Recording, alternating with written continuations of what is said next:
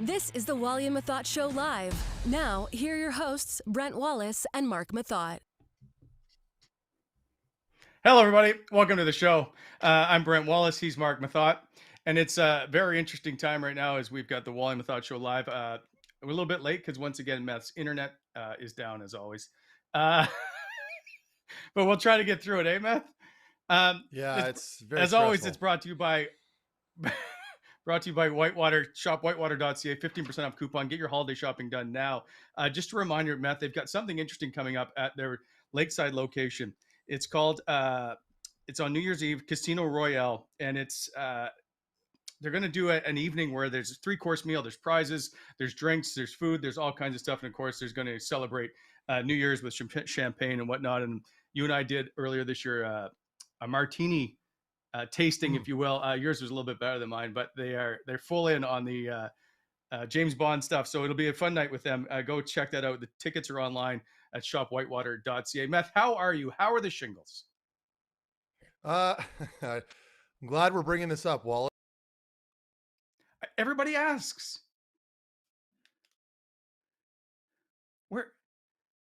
Meth, we lost you already? We're 2 seconds into the show. All right, we'll move on, and I'll gladly move on. So we will bring Meth back when we can, but you know what?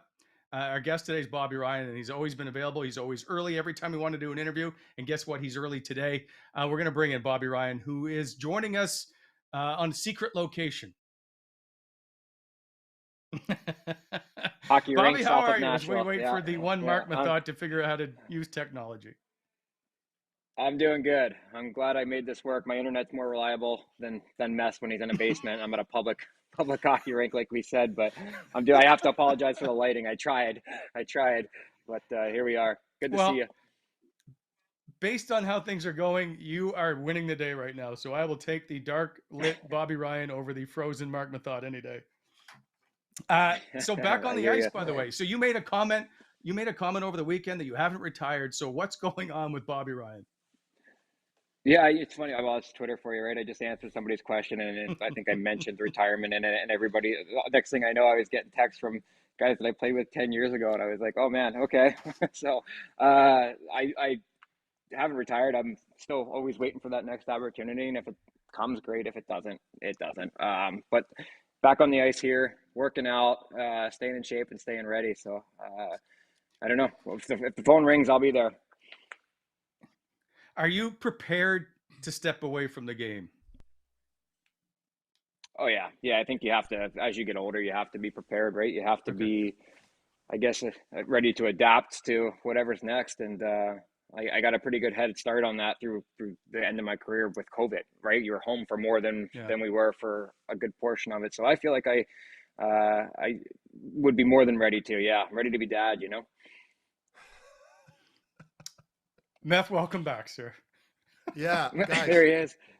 So there's freezing rain happening right now in North Manotick. So in my area, it's pretty bad. I don't know what else to tell you. I'm sweating right now out of sheer frustration. It's not good for the shingles. So I'm trying to just stay relaxed. Okay. It's not good. Hey, Meth, just so you know, I am dealing with the same freezing rain. We're not like in 2 different parts of the world, and it seems to be okay out in Stittsville. Yeah, but I always have an issue with my connection here. I don't know what it is. I got to try to run a cable, I guess, like an Ethernet cable. It's brutal.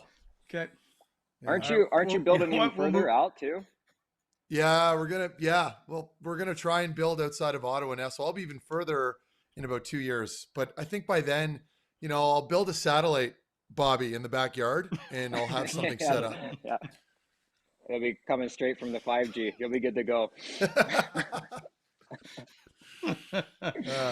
Wally, so can I ask you a question? Wally, you look more red than usual. Like, did you apply something today? Probably the high. What's going on? No, it's probably the high blood pressure you create whenever we do a show and it never works. I thought you just got off the ice when I first came on. You know what? I showered just before the show, and I'm assuming that's what it is. But yeah, it's probably. You know what, Matthew, you caused me more stress than my wife. I'm sorry, man. I don't know. Yeah. Okay. Let's continue. Okay. Shall we? That's Bobby, you've taken to Twitter recently, and your tweets are now they're on fire. Some of them are pretty entertaining. You've become now a must follow. Let's see, one of the first tweets, you'll have to bear with me for a few days as my wife is out of town for the first time ever, and I'm in the gauntlet with 2 little ones. Major new respect for moms. So did you learn a lot from being alone?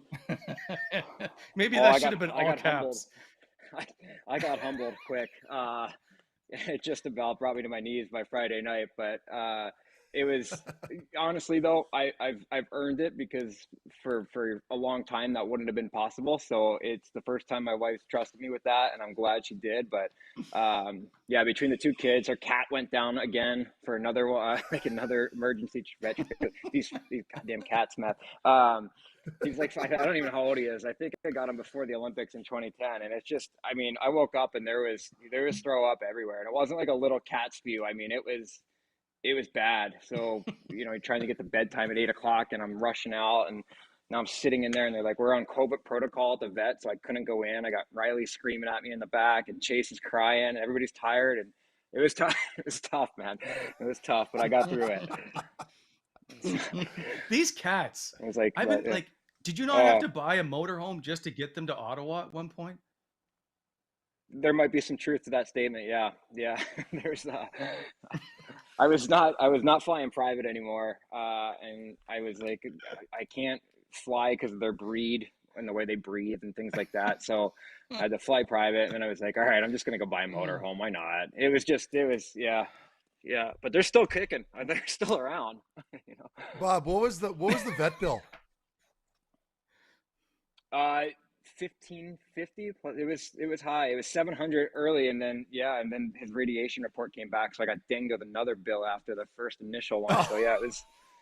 I completely undersold his evening when I posted him on Twitter. I completely undersold him by about 50% on what he cost me on the evening.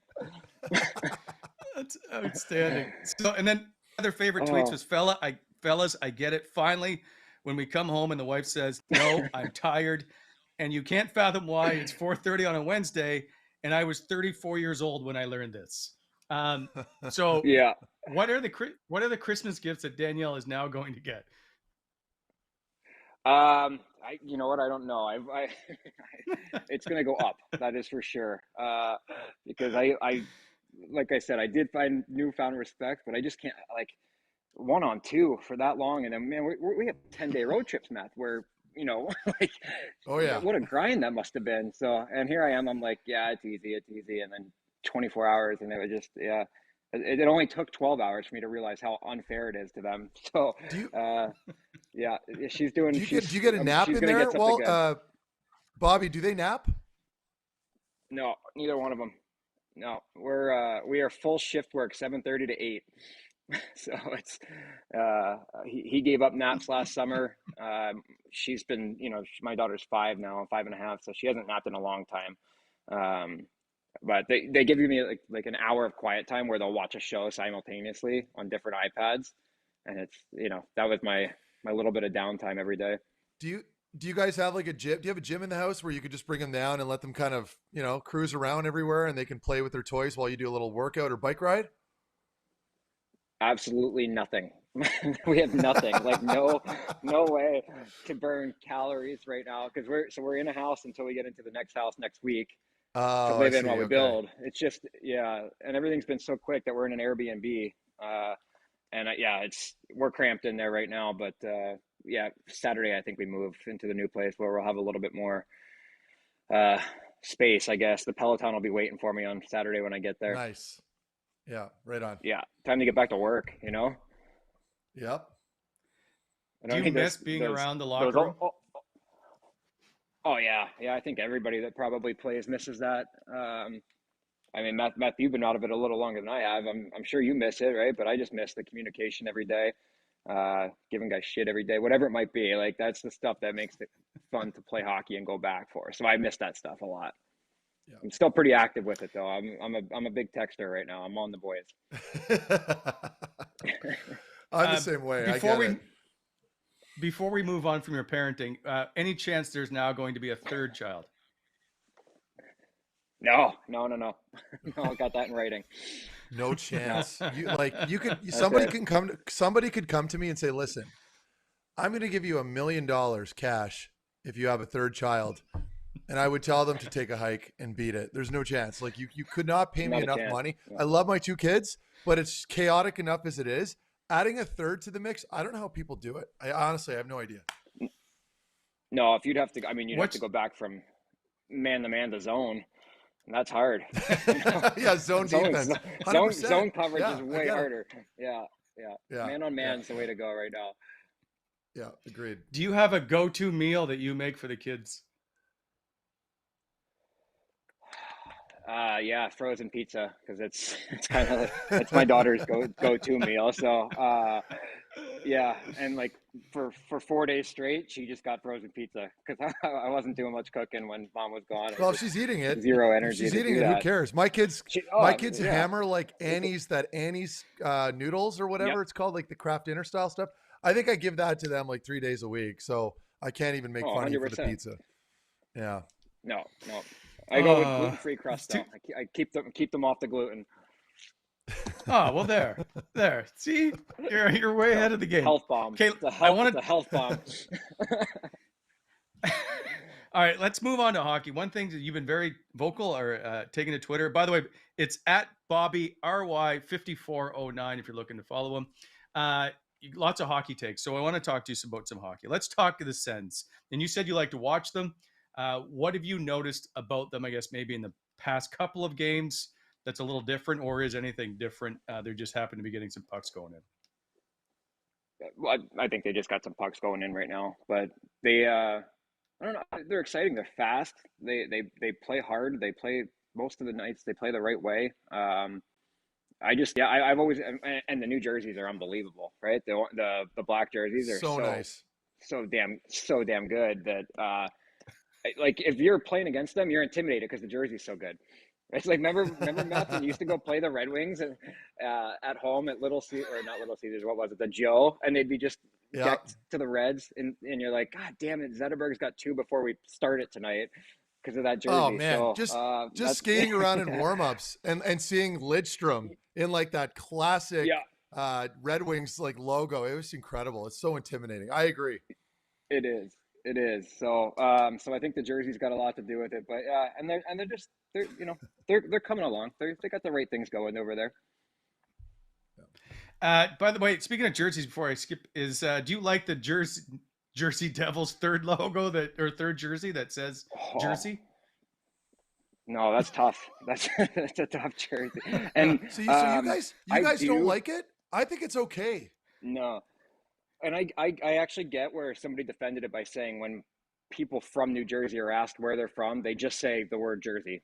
And that is, but when you break it down, it becomes North and South Jersey because there's always been that war between the two. But yeah, I find it to be a very, very tough jersey. I just don't, I don't know, not my style. Not my style at all. All right. Back to the Sens. So how much do you follow them? Are you pretty religious or just whenever?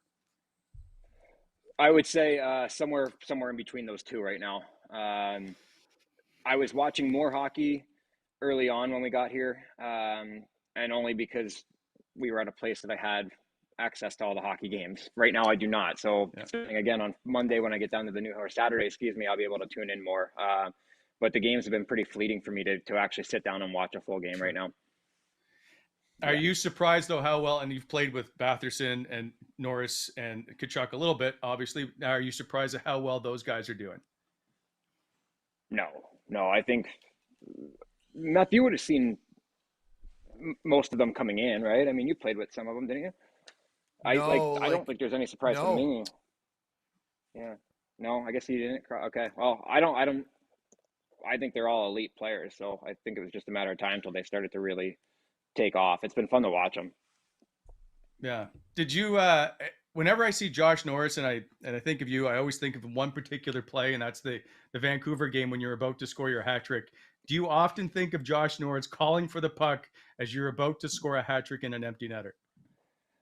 No, I can't say, but every time I do see Josh Norris, that will be brought up. Like it's almost an automatic. I was training down in Detroit while, was it not this year obviously, but I was training down in Detroit during the lockout year and or the COVID, waiting to start. So I ran into him a few times there, and he was skating, and yeah, I certainly gave it to him about it then. But it was nice to see him because he's one of my favorites. I really liked getting to know him. He's a good kid. Yeah, he's very good. By the way, Thomas Chabot, we're going to get to your Team Canada Olympic decisions in a sec, but Thomas Chabot has not scored this year. Have you watched much of his game? Is he, from the outside looking in, from now a guy that's played on different teams and whatnot, is he still that elite defenseman that's probably in the top 10 in the National Hockey League, or at least when it comes to Canadian defensemen? I would certainly have him in that conversation for me anyway. He's probably exhausted. Like, he's playing a few minutes. Yeah. So I think, and then the more minutes you play, the more I think the less that comes naturally to you, if that makes sense. Yeah. So I think you start to press things, and I'm sure he's doing a little bit of that, but I still think he's elite. That's for sure. Yeah. By the way, Sensing and Turnaround is brought to you by sportsinteraction.com. Go to sportsinteraction.com/Wally Methot and get the most competitive odds. Sportsinteraction.com is Canada's online casino and sportsbook. Finally, just on the Sens, what did they need to do to start to turn things around? Is it that, like, when you look at that blue line, is it as simple as that? Is it goaltending? Or do you just watch the games and not pay any attention? Are you asking me? I didn't know if you were asking me. Yes, I'm asking you. Yeah. Honestly, I thought you were reading from an ad for a second there, and then I tuned you right out. I'm just trying to. Oh, that's fair. That's okay. I don't know. I think it would be unfair to me to say what exactly it was that they might have needed to do to turn around. It's just fun. It's just nice to see them turning it around and hope it continues. But it always comes down to all of the above, right? So it's always, everything's got to be 100%. Clicking in some way or another. Okay, I want to ask. Okay, I'm going to put you on the spot. We'll call this Home Improvement, brought to you by Bonnechere Excavating Inc. BonnechereExcavating.com. Home Improvement. Which rebuild has gone better since you played in Detroit and in Ottawa? Pick one.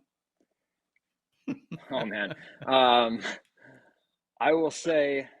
Well, you know what? I'll say right now, probably Detroit's, but I will say that their rebuild is older in the grand scheme of things. So that's probably why I would give them an edge. But if the Brady's, the Chuckies, those guys continue to do the way they're doing it and continue to build the right things, they'll be fine. But yeah, it's just Detroit's what, you're looking at Dylan, who's probably 25 now, but it feels like he's been in the league for 10 years, right? So it's, they got an older rebuild. They're a little further down the line in that rebuild. So yeah, they get my edge. Okay. Let's go to your Olympic team now. And then we'll come back to maybe some Pierre Dorian comments after. We talked about Thomas Chabot. So here is Bobby Ryan's Olympic team. And up front, I don't think it's much of a surprise. McKinnon, McDavid, Huberdeau, Crosby, Bergeron, Marchand, Mark Stone, Point, Couturier on the third line, Marner, O'Reilly, Stamkos on the fourth. Extra dudes, as he put it in his Twitter, Scheifele and Hyman. And then on the blue line, it's Chabot, Pietrangelo, Makar, Doughty, Theodore, Riley, and the goalie is Price. And whoever signs the waiver quickly after him, according to Bobby Ryan. Let's start up front. I'm glad you got I had to pull mine up here. See, we're prepared here. So I like this team. This is a new insider. Someone argue that. Why is Mitch Marner on the fourth line? What is it you put him on the fourth line for? I mean, eventually, you got to realize he's had 90 and 100 points in the last couple of years. So he's a guy that you can move all over the place. I like that. I don't even know how you build a power play with this many good players, right? Like, where do you put guys? Yeah. But if you have a right-handed power play, I think you need to find a way for him and Stoner to play together on one of them. That's just, yeah. I mean, when I made this, I wasn't, I don't know. I'm looking at this and I'm still not, I'm not decided on 3 or 4 of these names. I got to be honest with you, but I like the fact that you can, if Huberdeau's not working up there with the other two, you can throw him in there and the line's just as good. So he's a player that just finds ways to put points up everywhere he goes. It's annoying, right? Yeah. Now, did you put Thomas Chabot in the top pairing just because, or is this that you think he's the top pairing with Alex Pietrangelo? I think they would complement each other. That would be, I think that the way that Pietrangelo plays, would really complement Chabby and allowed him to skate with the puck. So that was my only thinking. But again, none of these lines were in a real particular order for me. They were just kind of things that I had thought that I liked. Okay. I'm telling you now, there's going to be a change here. I still think Anthony Cirelli is going to make this team too. I think. That's really? Okay. So it's. I think so. I got a tip on that after I posted it from somebody, and after thinking of it, I just think there's a correlation. I mean, he's familiar with Cooper, right? They won 2 cups together, and I think he's going to find a way on there. In my opinion. So you'd put him, Bobby? You would put him ahead of Scheifele? Yeah. Okay. Yeah, and Zach Hyman good enough to be on this team? Yeah, I think so. I think he compliments everybody around him all the time, and then you're in a position too where 1 or 2 guys go down, and that they're from your O'Reilly line or your point line. Now you have no penalty killers. Like, you got to find a way to have him there too, I think. So, again, all guesses, but this could be completely different in a week, right? So, and you still think it's Carey Price is gonna be there, or do they just really have no choice? I mean, I don't know. I guess you got to see him play some games and then decide. But I think he gets every opportunity to go if Team Canada decides it's okay for him to go, and he decides health-wise he can go. Yep. So I hope he does. But I mean, missed a lot of hockey this year. I know how that feels. So it would be a tough comeback to hop right into that. But if anybody could do it, it's him in that, right? So how much concern is there? Because I know you continue to talk to players, as you said, that there may not be NHL players at the Olympics with the way that COVID is starting to creep back up. So I was doing all this, and I was kind of doing this going, it's not going to matter. They're not going to go. That was my thought process. I honestly, I don't know, because I'm not on the PA anymore, so I'm not in the calls, and I'm not hearing what's going on, except for some second and third hand stuff. But I'm not even. I would be guessing if I said 50-50 or 60-40 one way or the other. I think it's you need to get through December to find that out. All right. So how do you think Canada will do at the Olympics? Which team do you think perhaps has the best chance this year? I mean, I think Canada's just always got the gold medal aspirations. I think it's gold medal or bust every time they go to an international competition. Yeah. Hockey wise, I like USA. I just don't know. I don't know if they're deep enough. Even though you're talking about all-star teams, I don't know if they're deep enough to roll 4. But who knows? I mean, that remains to be seen. And then again, I don't know who's going for the other countries, right? Big ice, Russians always have a good team on big ice, so it'll be interesting. But we're making all these predictions, and then nobody's going to go anyway, right? So who knows? No, it's true. Yeah, I think that's a serious thing that it's starting to finally get mentioned, but I'm not sure that there's going to be NHL players playing the Olympics. There just seems to be a lot of trepidation from the player side, and I totally understand. Like, does anybody want to be in quarantine in China for 3 weeks and not know what's going to happen? Yeah, and then you're looking at like that too. The owners probably never want to go. But that being said, if you lose a guy for a 3-week quarantine because he popped while he's over there, now you're pissed, right? As an owner and a player that, I mean, it was, didn't Tavares get hurt and miss the rest of the year in 2014? Yeah. Well, on a freak injury, there's no reason for owners to want to go. The big one for Ottawa was Dominic Hasek went, and he was having the best year of his career number wise, and went for Ottawa and got hurt. Of course, that was the adductor injury, and then never played in the postseason. So, there's no owner I can think of that wants to see the teams play. Okay, back to the Sens for a moment. We're going to call this Managing Expectations, brought to you by one of your favorite sponsors. That's Gong Show. Gongshow.com. get all your holiday shopping done now. They're always good friends of yours. They made you hats. I always remember wanting one with the number 6 at the time. They're collector's items now. Okay, so Pierre Dorion walked back his comment, saying the rebuild is over from September the 7th.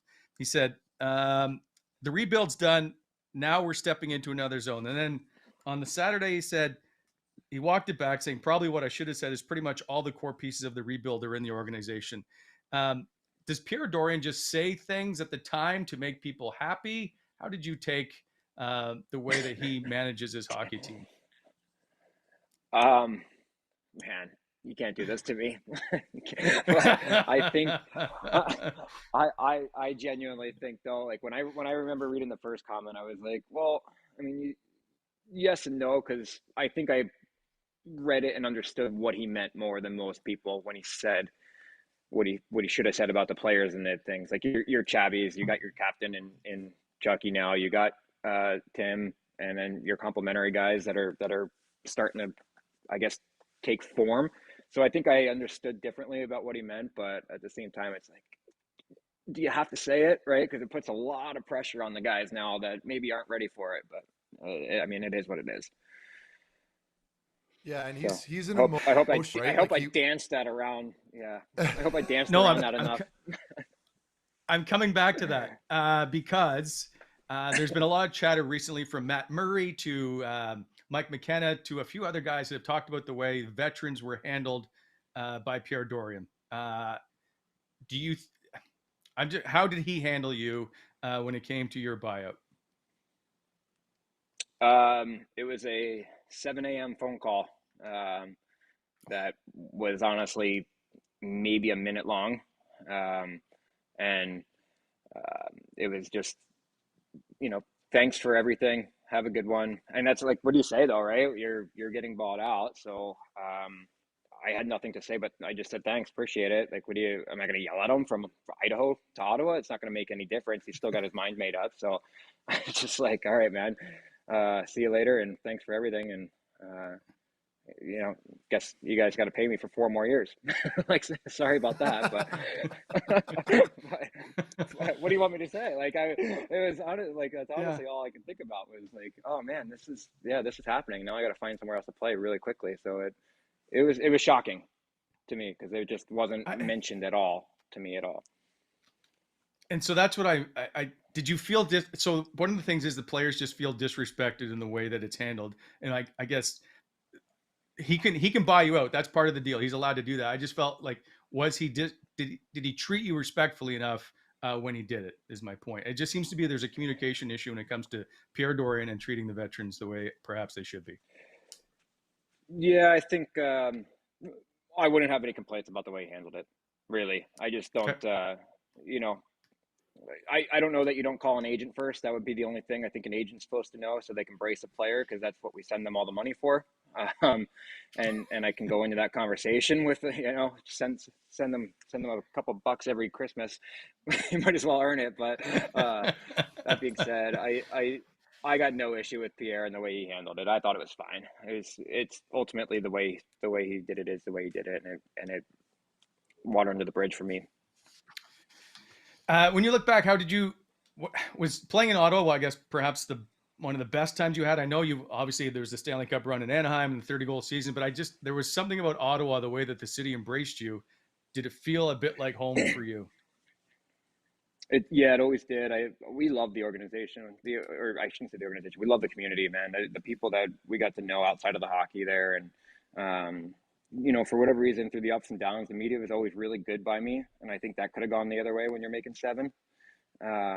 But I genuinely think the media treated me well, which in turn led to the organization and the people around it treat me well. So I got 0 issues about my time. I wish we had maybe we not lost Game 7 there. You're looking at a different outcome in Nashville and that playoff run, but all speculative. I had a blast. It was, and I always enjoyed you. So you were one of those refreshing people to tell it like it is, like you always have done. So why not just start your own podcast or join ours? Is this a bad time to ask for you to hire you? Where'd Bobby go? Meth, did you teach him how to work this thing? Yeah, gotcha. Yeah, we can hear you, Bob. I was just trying to hire you and you ignored me.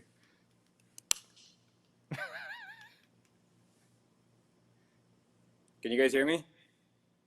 I hear you. Do you got us? All right, perfect. So for the third time, I just said you've always had all these good conversations. Uh, why don't you do a podcast or perhaps just join us? I'm just trying to hire you is what I'm trying to do. Oh, we're losing Bobby. No. All right. Meth, you're going to have to work your magic.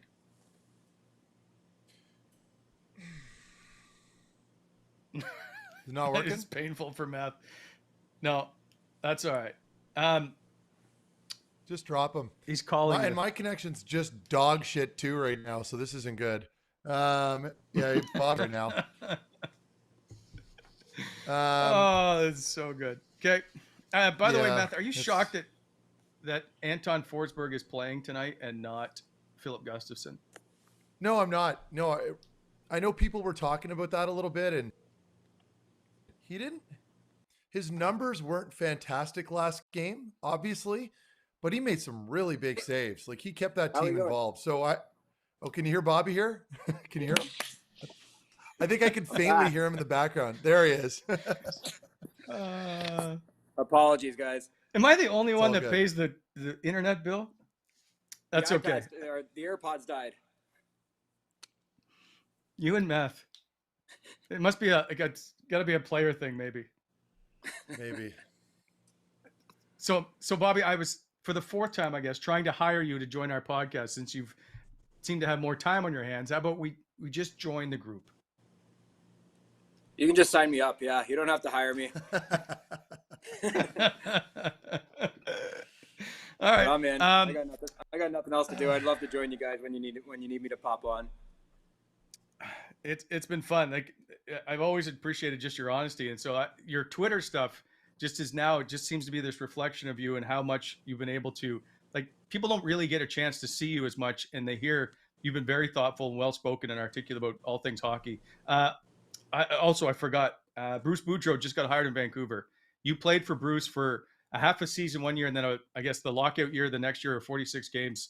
What do you like about, or what's Bruce Boudreau like as a coach? Do you think he can turn things around in Vancouver? Yeah, I think so. I think he's going to be really good for another young core, I guess, of elite players, the Bessers, you don't have to name them, but you know who we're talking about. I think when he came in, Getz, Pears, and I were a pretty good line, and I think he did a lot for us in the sense that he gave us a chance to be offensive every night. So I think he's going to do that, but he's very analytical. He's very methodical. So I think he's going to be exactly what they need there. And he's just a really nice person. So I think he'll be good in Canadian media. And I like the hire. I like Greener too, though. I just don't, I don't know what the disconnect there was, but I think Bruce will be awesome. Really do. Did you enjoy playing with him? He's always been referred to, I guess, maybe as a bit of a player's coach for however we label players or coaches. Is that what he is? Yes, that's a very, very accurate depiction of what he is. I think he's good about getting through to each and every. He's good about getting through to guys, and he was really good about days off, especially down the stretch. That's always like when you get to the dog days of March, you're like just pregame skates and games, please. He was pretty good about that. Meth, can you hear us? Yeah, I can hear you guys, but there's such a bad delay on my computer that anytime I jump in, I feel like I'm stepping on somebody. So I'm just trying to kind of take it easier. Okay. Well, we're not paying you for this episode then. The other one is Alain Vigneault just got fired today. You never pay me anyway. Do you know much about Alain Vigneault? Is there any surprise in that particular move? And I know I'm putting you on the spot with Alain Vigneault, but they've gone winless in 8. It just seems to now be there's pressure on guys that need to try and work. I think he had an awful season last year. I know Carter Hart wasn't very good. I guess they just reached the boiling point. Yeah, we spoke really briefly about it, and I've never even crossed paths with them in a hello, how are you sense. Yeah. So I don't know what he's like. I think like every coach that is around, you hear good and bad, and I heard a lot of good about him from guys in the past. But some of the old New York Ranger guys that he had. But Yeah. I think he's demanding, but I think he's probably very fair, because most demanding coaches usually are the most fair, right? In my, I guess. Yeah. In my Like, my I had him mind. at the World. I had him at the World Oh, you did? Championships in 2019, I think it was, and Matt Murray was the goalie. Alain Vigneault lives in Ottawa in the off season. I'm not saying they need to make a coaching change, but if they did, I think Alain Vigneault should be really high on that list for Ottawa. I think, being the demanding type he is, I think there's a fit there in this group if they were ever to make that move. Yeah, I guess I won't comment on that, but I didn't know that there was the. I didn't know he had Ottawa ties, but I think DJ's good, Yeah. man. I wish I had had a different year than I had underneath of him the year that he came in. So, I didn't get to see the best of me, day-to-day stuff. So he handled me like a pro, and I can appreciate that. So what was it like playing for DJ? It was fun. And again, I missed 40 games that year, give or take, and took some time away. I think him and I probably had a couple hard conversations early on, but he did recognize, where I was at mentally and probably where I was at physically at this point, to kind of be someone that helped me see where I needed to go to get help. And, I'll be appreciative of that. I don't think he ever lied to me. I think he just, basically said, when you get back in the lineup, you won't come out again this year. We'll let you finish the 20 games up, and we'll start again next year. And I think that was the plan up until the buyout. So I enjoyed him. I think he's a player's coach as well. Nothing bad to say about him, really.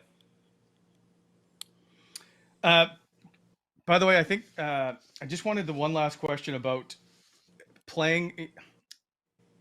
How do you see Ottawa, with the pieces they've got going forward, playing out of, can this team get to respectability next season, or do they just need different goaltending? Is everything there and goaltending, or is it something else? I don't know. I don't know the answer to that question. They're a team like, and Meth can agree that there's a few teams in the league that are never going to get better through free agency. And Ottawa is going to be one of them. That's just the reality of the situation. It's a hard sell when you're talking about playing there, and it's already a rebuild, and it's, the weather is what it is, and guys have an awful depiction of what Ottawa really is, because they come stay at the Brook Street, they go to the rink, and they go home, and they just don't get to see the city ever. So that's gonna make things harder. But all that being said, they got all the pieces. They just gotta. You just got to find out what works day in and day out for your team to win and be successful. Yeah, and I like I like what Bobby said there. It's refreshing because there's finally some honesty. People like to try to dissect this from every angle, right? And you're thinking, okay, what's the issue? Is it coaching? Is it the management? Is it like, it's pretty friggin' obvious, okay? You land in Ottawa, like, I'm from here, so I can say this. You land in Ottawa, you get on the 417, you don't see any of downtown. You go to the Brook Street Hotel, that whole area it's desolate. And then you go to this random Palladium style building in the middle of a farmer's field. And it's not really that nice or flattering when you walk in the building. The dressing room, the visitor's room sucks. It is brutal. It's one of the worst in the NHL. The only one I could think of that's much worse was the Detroit one, but at least you're in Detroit playing at the Joe when I played there, right? And what did they do? They built a new arena. So, I think with Ottawa, Bobby's bang on. It's not very flattering. And, you can bring in free agents perhaps when the team's really good and you're making a push. But like right now, like that to me is the biggest problem, is bringing in good free agents, like to insulate these really good players and the core pieces they have. They don't have that right now. So you're bringing in these guys. Everyone's unhappy with almost every pickup the team has made over the last 2 or 3 years. Like there haven't been a lot of pleasant surprises.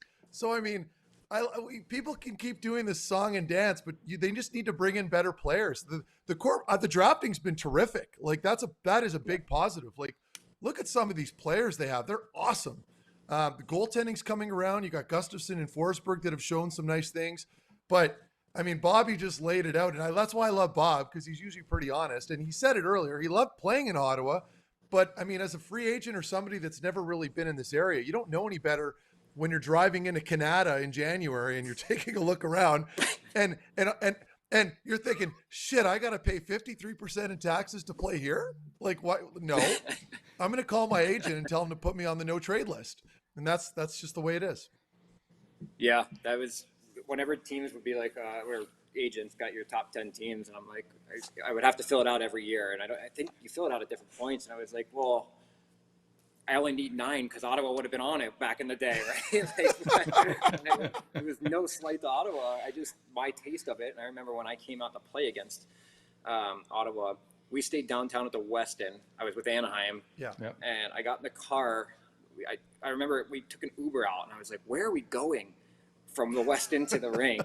It was so dark at 4:15. We ended up winning in a shootout, and guys were like, get the bird in the air. Let's go.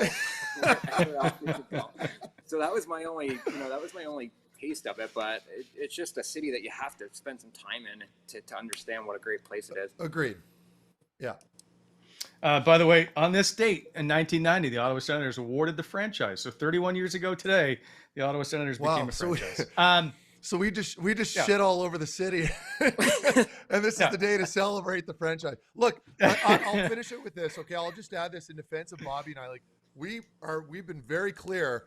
We loved our time playing here. I loved playing in Ottawa because you still get a taste of the Canadian kind of experience playing in the Canadian market where everyone's really all in on it, but it's not too aggressive. Where you can actually still go out. People are respectful. It's a very conservative city. Like they're not, you know what I mean? Like they respect your space.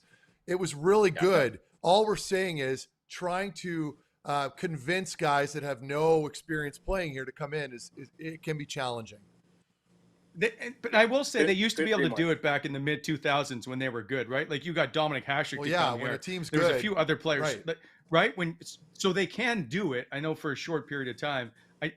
I think like we look at all the former players that still live here, and like Alfie and Chris Neal and Vanner, and like there's a bunch of guys that continue to come back to this city to spend the summers here. So there is a thing that they do like the city once they get here. It's just, I understand the place of the building and all the excitement of being in the middle of winter in Ottawa is not that much fun, but it is a good place to play when you start to win hockey games. No question about it. Yep. All right, Bobby, get back to packing. We're going to let you go so that you can get ready for your big move. We'll get him on. We'll get Bobby on. Yeah. Bobby, I was just going to add, the next time Bobby comes on, he'll be at his place. We'll have better connections. I'll have a goddamn Ethernet cable running to my computer, and we'll be able to have a normal conversation. The delay really sucked, so I apologize for people listening, but we got a little bit of good stuff there at the end. I love how you're blaming Bobby moving on your internet connection. No. I'm not saying that, Wally. I'm just saying that the connections were not great. Like I can hear Wally a lot quicker than I can hear Bobby. Do you know what I'm saying? Like anyway, it doesn't matter. I got it. We'll be dialed anyway, in Bobby, next time. take care. Right. We'll make sure we follow you on Twitter because it's been fantastic. So we'll chat soon, Sounds my good, friend. fellas. Have a great afternoon. See you soon. See you, Bob. Okay, bye. There goes one of the all-time best, Bobby Ryan. So, Meth, I feel like you've got lots to say because you haven't been part of this show for the first half hour. I couldn't. Like, look at me. I'm watching myself down on the bottom now, and there's like a 3-second delay every time I say something. Well, then I guess you better make it good when you do say it. So, the Sens tonight in Jersey. Do they come out with a victory and win their 3rd in a row? Now, I want to point out, by the way, if they do win 3 in a row, they have a chance to win 4 in a row tomorrow night against the New York Islanders. If they do that, it would be the first time in 6 years that the Ottawa Senators would have won 4 in a row. You played on the team that last did it in 2017 in March. That's how long ago it was for the Ottawa Senators to win 4 games in a row. Can they get there? The Islanders are a mess right now, right? They're struggling too. They've gone through all kinds of COVID issues. So tonight's a big game. Can the New Jersey Devils be gracious enough to give the Islanders a victory tonight? All right, sorry, give the Senators a victory tonight. No, I got you. No, well, first off, playing in that Prudential Center is hard. Like it's a weird building. Like you just fired off some stats there, Wally. And it's almost kind of like playing in San Jose, but it's dead. Like it's kind of quiet. And for It's whatever it's reason, he never beautiful, had a but lot it's of quiet. success there. Yes, exactly. It's a beautiful rink, Yeah, but it's very quiet and there's not a lot of atmosphere in there. So it's almost like it drowns yeah. you, it puts you to sleep. Um, but no. I do think this is a good opportunity. Yes, Ottawa's on the road, but the head of steam that they've got now behind them after beating Carolina and then beating Colorado. I can't believe I'm saying that, by the way. They just beat two really good teams. Yeah. And yeah, they've got a great opportunity here to make it three, make it a streak. And we talked about this while they were going through their little skid where you just need to win the odd game, be competitive, and you're going to get the fan base kind of re-energized and kind of behind the team. So I love that the big boys here on the team are kind of driving the ship. That's what you want to see. I love what Brady did last game. I thought he was terrific. I was trying to say this earlier, but I got cut off when you asked me about the goaltending situation with Forsberg. I thought he was pretty good. I know his numbers weren't fantastic on paper, but he made some huge saves, Wally, to keep the guys in the game. So I'm okay with rolling with him right now. And again, and I don't like that Hetherington's out. I think that hurts them. I think bringing Mete in and pulling Hetherington out is tough. I know that there's he was exposed or whatever it was. Wally, is that the case? So he's had close contact with someone who's contracted COVID. So now he's got to Right. be quarantined or I guess away from the team for at least another test to make sure he tests negative. So not playing in tonight's game. Yeah, that's tough. So I was a huge fan of his game. I thought he played great. And that's what I was kind of harping on the last time we did the show here, where they were looking for, or needed rather, in my opinion, a more physical presence on the back end that's more of a stabilizer. And he's a prime example of that. And the best part about Dylan Hetherington is that he knows his role. He's not going to go out there and try to do too much. So that's going to hurt them, I think, a little bit, especially on the road with the last change. But we'll see. I mean, I still have the Sens winning tonight. So it'll be interesting to see how it plays out. And by the way, I think it should be pointed out that you've been calling for some more physical play on the back end, and the team finally listened and added Hetherington. I think that you actually played a part. I swear to God, I'm dead serious that they finally realized they needed a physical presence back there and brought him up. Like maybe it's Well, timing, it makes a difference. but I still think that they heard you. Yeah. It makes a difference, Wally. When you're playing a game, and the same applies. Like I watched some of the Toronto Winnipeg game, and I don't know how many people out there were watching that game, but Winnipeg came out and they just played hard and physical, and we all saw the clips. Where Pierre-Luc Dubois was going after Matthews a little bit, and I'm not, by the way, not suggesting that's how Ottawa needs to play, but having that physical element in your game is a deterrent to a lot of guys. Like a player like Nylander, he was really quiet during that game because the temperature was raised. And that's a playoff style game. And that's how you can expose teams. So bringing in now Dylan Hetherington, that's one player who's not playing a ton of minutes. But nevertheless, it's a guy out there that if you're on the other team and you're forward, you have to be aware of him. So that extra split second where you have to make a decision, not at the same time know that it's not just a bunch of soft players on the back end. There's a couple physical guys back there. So you have to do a little more thinking, and it slows down your game a little bit. And I'm wondering, does it make, and I know Zach Sanford is not known for being a physical player, but when you start to see your team maybe hit a few more guys, and then there's Nick Holden, and the temperature starts to get raised, you bring your game up a little bit more physically. Does that add to him being in the lineup? Not just his game, but helping other guys to maybe step up and play that style as well? Yeah, that's a really good question, and I agree with it. I think that it just takes a couple guys, and I always like to use this as an example. Remember when we brought Chris Neal back into the lineup during that run when he handled Tanner Glass, and it just changed the attitude in the dressing room. It doesn't mean that we're all going to start going out there and running around like a bunch of idiots. It just gives your group confidence, and then other guys start piggybacking on it, right? Where all of a sudden I've got a bit more of a chip on my shoulder, and it kind of trickles down the lineup. So. And I know this falls right into DJ's style of coaching. I know he loves that. He loves having guys that are physical and can do the job out there. So I'm a big fan of that. I think that having him in that lineup kind of just proves everyone's point that, they were missing sort of that physical piece. And you mentioned Holden. Holden's another guy.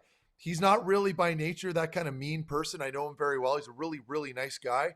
But if even that can add to his game where he can be a little more physical, makes life just a little more difficult for your opponents, gives you an opportunity to win. Well, it's like maybe Nick Paul's check and Connor Brown's hit or Drake Batherson going into the corner just goes a little bit harder because right? Yeah. You hear that big hit in a game, and all of a sudden you're thinking, I got to make that same kind of big hit or whatever. Anyway, I just think it plays a part 100%. in the way the whole team plays. I want to bring up Josh Norris because tonight he plays his 82nd game, which of his career, which would be one full NHL season. 81 games, he's got 27 goals, 52 points. Do we underappreciate how good maybe Josh Norris has been in his short time he's been with the Ottawa Senators? It's so funny like you that's a bring that 30 up. goal scorer at the moment. I know. And it's funny you bring that up because the other night, you know, I'm on Twitter and I'm watching the games and everyone's giving a lot of love to Kachuk, and then Batherson's back. So Batherson's the big topic. And of course he deserves it. He's arguably their best player, but no one really ever talks about Norris, right? Like he's kind of quietly having a really good year under the radar and driving that line down the middle. So, we talked about a lot of this in the summertime where we were saying how his workout habits are fantastic. He's always at the top of the leaderboard in fitness testing. He's got that great attitude where, you know, he's going to work hard. You know, he's going to be very consistent for you. So but I didn't know those underlying numbers that you just brought up. I didn't realize how well he was doing offensively until you just mentioned it now. So that just kind of reaffirms how I felt about his play. And, you know, you just got to pay attention to him. He just does everything right. You know, he's always there in the right places. He's got a nice little scoring touch when he needs to, and he complements Brady and Batherson very well. So that just goes back to how good this line really is. And if these guys can keep playing together for the next couple of years, they're only going to get better because the chemistry that they build, everything just becomes automatic. You see it with guys like Bergeron and Marchand, where they've been together forever. And I know that's a bold comparison, but when you can play with those same line mates year in and year out, all of a sudden everything's automatic. When I go to the corner, I know that Josh Norris is going to be in that high slot and right in that exact same spot as he normally would be, or Drake Batherson. You just develop really good chemistry. So I'm a fan of his. I'm a huge fan of that whole line. And again, Norris drives it. Interesting. Like he's got 10 goals in the season, 7 of them on the road. He's tied, I think, for 9th overall in the National Hockey League for road goals. Nice. It's just an interesting stat. Normally, right, guys are always playing better at home and more goals at home. Yeah. Why is that with Josh Norris? Do you, as a player, do you know that there's any type of reason or rhyme to having him be better on the road when it comes to scoring goals? Yeah, that's odd. That's an odd stat. Another one I was completely unaware of, which is why you do all that homework for me, Wally, and I can just kind of chime in. So no, but kidding aside, I mean, I know that I was always a homer. Like I always enjoyed playing games at home, unless it was maybe in Montreal or Toronto, another big hockey city. I always just felt like I was myself at home. So if you have the ability, like Josh Norris, to play that much better and elevate your game on the road when you have the last change, you're not always getting the right matchups. That's very impressive. So that's a player I think that we can look for tonight. I'm kind of rattled we didn't have this conversation this morning when we were doing our sports interaction hit. Well, Methstradamus hasn't been very good the last couple of games, so I don't want to put too much on you, right? I think you need to regain your form. Yeah, I blame it on the shingles, okay, bud? Like I'm a 36-year-old stress ball who's dealing with shingles right now, so my priorities aren't necessarily where they should be when it comes to work. Well, I think it's time for you to refocus and maybe get back to work. Agreed. Is what I'm trying to tell you. I agree. Okay. I agree. So I have no rebuttal. We will watch Monday night's game, tonight's game, to see how that outcome goes and get ready for Tuesday's game against the New York Islanders. And of course, your good friend JG Pajot returns to Ottawa. So we'll watch that game as well.